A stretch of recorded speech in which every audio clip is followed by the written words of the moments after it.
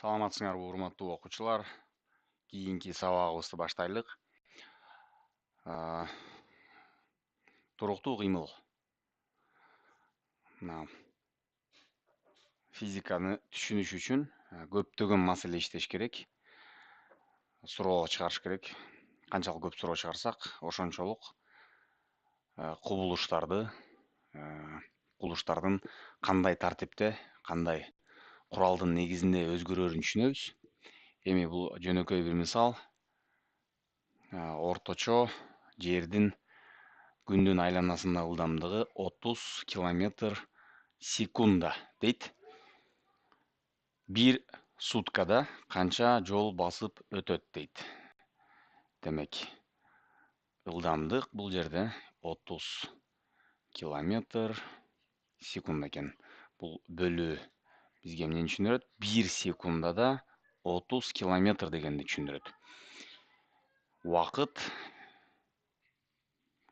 24 саат, 24 саатты 60 минутага көбөйтөбүз.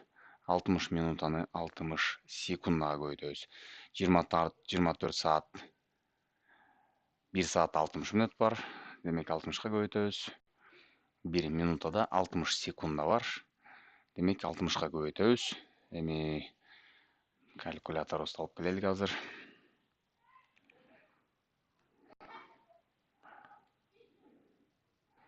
24 көбөйтүү 60, 60 көбөйтүү 60,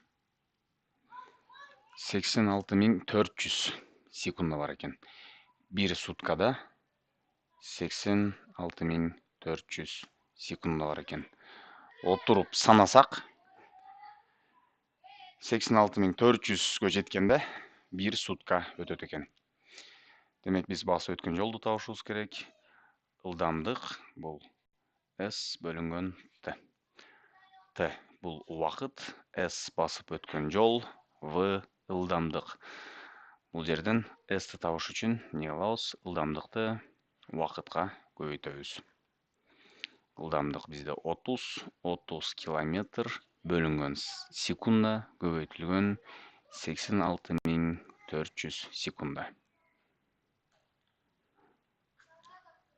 Секунда кетет, километр калат. Көбөйтөбүз 30ка. 2.592.000 километр экен.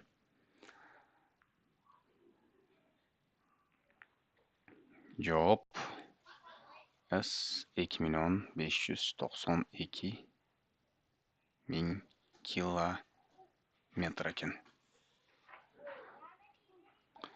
Бул өтө ырак аралык.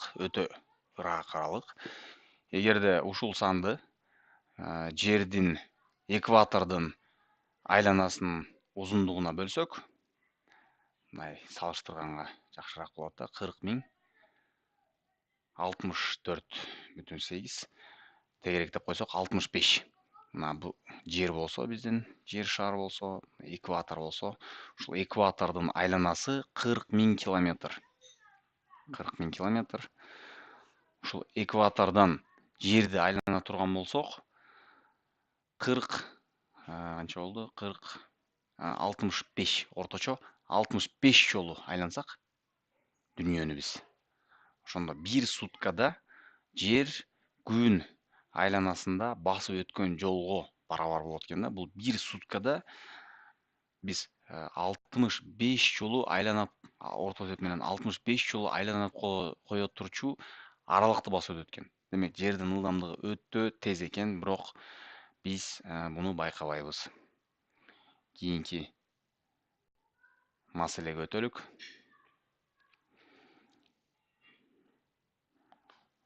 Бир дарыяда, дарыя эмес, бул жерде деңиз деп коелукпу же бир көлдө, жок, дарыя турбайбы, кечирим сурайм.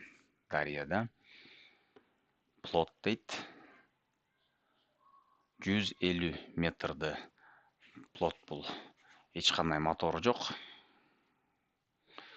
Плот жөн эле бир чоң бир жыгачтарды бириктирип бир үй сыяктуу жасап койгондо койсок болот. Агат экен 150 метр агат экен. Убакытты табышыбыз керек экен, эгерде дарыянын ылдамдыгы 0,5 метр секунда болсо дейт. Кайра эле формулабызды жазабыз. S бөлүнгөн T. Бул жерден T'ны табыш үчүн жөнөкөй математика S-ты V-га бөлөбүз. Бул экөөнүн ордун алмаштырабыз. Мисалы 2 барабар 6 бөлүнгөн 3 болсо, 3 барабар 6 бөлүнгөн 2. Бул экөөнүн ордун алмаштырып коебуз. Бул жерден дагы ылдамдык барабар S бөлүнгөн T, T'ны табыш үчүн S-ты V-га бөлүп коебуз. T барабар S 150 бөлүнгөн 0,5. S T барабар 300 секунда. Эгер ойлонуп көрө турган болсок, бул жерден карайлык. Секундасына 0,5 метр басат экен. 0,5 деген эмне? 0,5 деген жарым дегенди түшүндүрөт. 1-дин жарымы. 1-ди 2-ге бөлсөк 0,5 чыгат. 1 метр бөлүнгөн 2. Метрдин жарымы. Секундасына жарым метр жүрсө, 0,5 метрди 1 секундада жүрөт экен. Демек, 1 метрди 2 секундада жүрөт. Демек, 150 метрди 3 секундада жүрөт. 1 метрди 2 секундада жүрсө, 350 метрди канчада жүрөт? Дейсин сурайм. 150 метрди 300 секундада жүрөт. Формуласы жок, логика менен тапсаңар болот. Бирок маселелер татаал болуп баштаганда логика иштебей калат. Ошол себептен формулаларды пайдаланыш керек. Кийинки маселебизге өтөлүк. Жаш бамбук 1 суткада 86,4 сантиметрге узарат экен. 1 секундада канчага узарат дейт?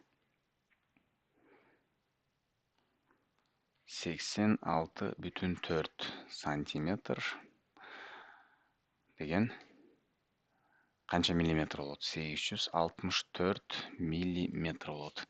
Себеп дегенде 1 сантиметрда 10 миллиметр бар.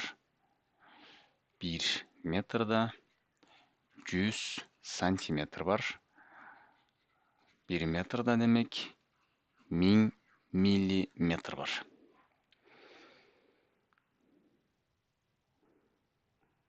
864 миллиметр. Миллиметрге айланып колдук, бир аз көбүрөөк болсун.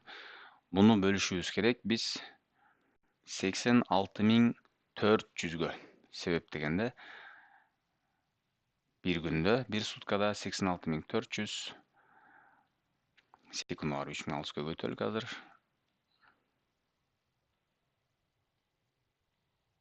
86.400, туура эле эстептирмин. Кайра эле калькулятор менен бөлүп коелук. 864 бөлүнгөн 86.400. 86.400 туура барабар 0,01 миллиметр дейт. Ошондо бизде S басып өткөн жолу бамбуктун өскөнү, бамбуктун учунун өскөнү 8864 миллиметр болду. Убакыт 24 саат 86.400 секунд болду. Демек, биз ылдамдыкты табыш үчүн 1 секундадагы ылдамдыгын табыш үчүн басып өткөн жолду убакытка бөлөбүз. Басып өткөн жолу 4 миллиметр бөлүнгөн 86.400 секунда. Ошондо жообу 0,01 миллиметр бөлүнгөн секунда болуп чыкты. Бул эмнени түшүндүрөт бизге? Демек, 1 секундада миллиметрдин жүздө бирине чоңойот экен. Бул 0,01 деген ондук бөлчөк 1 бөлүнгөн 100 дегенди түшүндүрөт. 1 бөлүнгөн 100 деген эмне? 1 миллиметрди 100гө бөл деген мына. Могул аралык чоңойтулган 1 миллиметр болсо, могул жер ушуну 100гө бөлөбүз. Мындай майда 100гө бөлөбүз. Ошонун жүздө бирин 1 секундада өсөт экен. Кийинки маселебизге өтөлүк.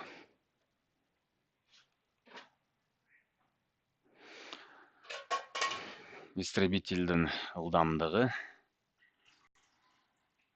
611 метр секунд экен. Лыжа менен тоодон түшкөндүн рекорду 217,7 км/саат экен. Биз кайсынысы көбүрөөк экенин табышыбыз керек биринчи. Анан көптү азга бөлүшүбүз керек. Истребительдин ылдамдыгы лыжачандын ылдамдыгынан канча эсе көп дейт. Демек экөөнү биз бирдикке келтиришибиз керек. Бул метр секунда менен берилиптир, бул километр саат менен берилиптир. Километр саатты метр секундага айланганды үйрөнөлүк азыр. 1 километр саат дейлик. Километрдин ордуна эмнени коебуз? Километрдин ордуна 1000 метр коебуз. Мына могу сааттын ордуна 3600 секунда коебуз.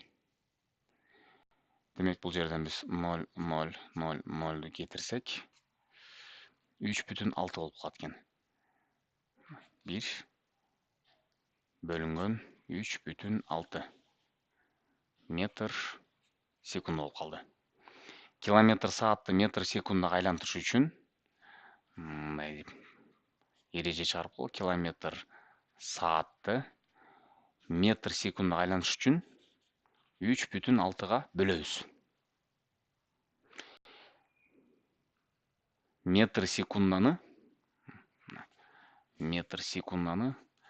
километр саатка айлантырыш үчүн тескерисинче 3,6га көбөйтөбүз.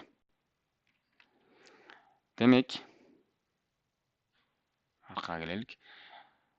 Кайсынысы жеңилирээк болот бизге? Муну 3,6га бөлсөк, метр секунд болуп калат экен азыр.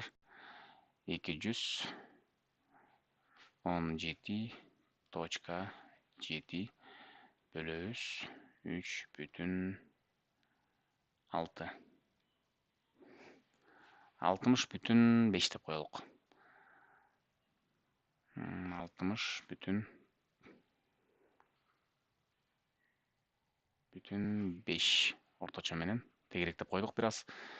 Метр секунд болуп калды. Демек, лыжниктин ылдамдыгы секундасына 60 метр болуп калат экен да. Бул аябай эле тез. Элестеткиле, 1 дегенде 60 метрди басып өтөт.